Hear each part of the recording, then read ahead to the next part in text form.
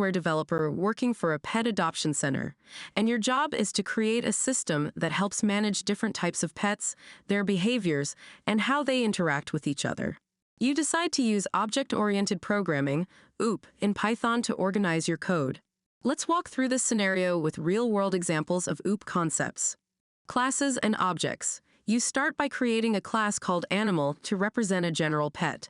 It has attributes like name and methods like speak. When you create a new dog or cat, you're making objects, instances of this class, each with its own name and behaviors. Encapsulation. Some details of each pet, like their medical history, should be kept private.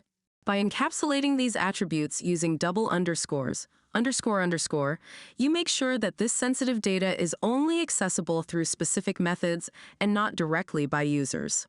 Inheritance. You don't want to rewrite code for every animal type, so you create a dog and cat class that inherit from animal.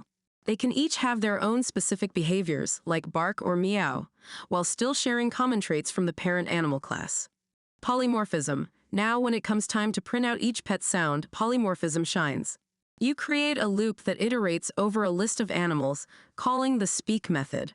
Even though the method is named the same in each class, dogs bark and cats meow based on their own unique implementation.